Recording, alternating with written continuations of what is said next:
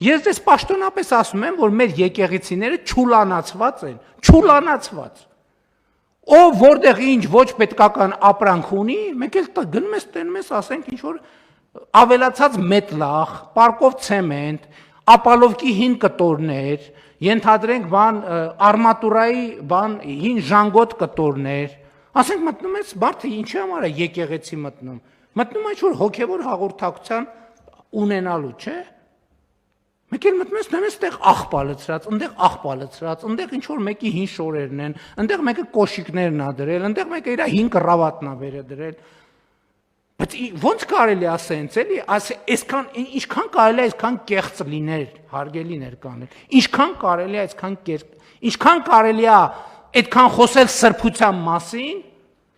ու այդքան արտասուրբ լնել։ Ինչքան կարելի է ոտի տակ տալ սրբությունները։